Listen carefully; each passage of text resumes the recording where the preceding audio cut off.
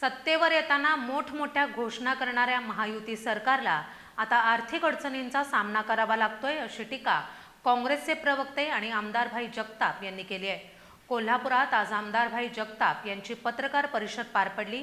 यावेळी त्यांनी सरकारच्या घोषणांवर आणि आर्थिक व्यवस्थेवर थेट हल्लाबोल केला आहे. सत्तेवर येताना महायुतीच्या नेत्यांनी दिलेल्या घोषणांचा आता फोलपणा समोर येत असून राज्याची आर्थिक परिस्थिती ढासळलेली आहे, अशी सडकून टीका काँग्रेसचे प्रवक्ते आमदार भाई जगताप यांनी केली आहे. शनिवारी सकाळी कोल्हापुरात पत्रकार परिषदेत ते बोलत होते. महायुतीच्या नेत्यांनी लाडक्या बहिणींना 2100 रुपये देण्याची घोषणा केली, परंतु प्रत्यक्षात 1500 रुपयेही मिळण्याची शाश्वती नाही. हे सरकार तर घर विकून दिवाळी साजरी करणारे असल्याचा आरोप जगताप यांनी यावेळी केलाय. घोषणांचा पाऊस सुरू आहे, पण प्रत्यक्षात फार काही होताना दिसत नाही.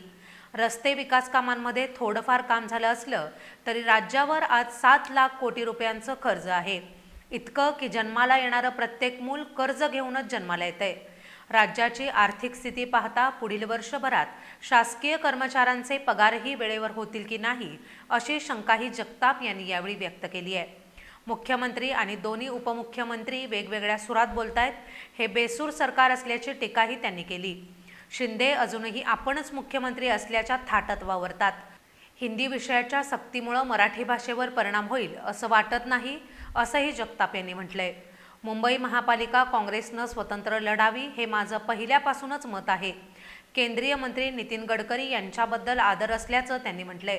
पण गेल्या कित्येक वर्षातही मुंबई गोवा महामार्ग पूर्ण झाला नसल्याची खंत व्यक्त केली. दळणवळण प्रभावी असेल तरच विकास होतो, पण निर्णय घेताना स्थानिक लोकभावनांचा आदर व्हायला हवा, असंही भाई जगताप यांनी स्पष्ट केलंय.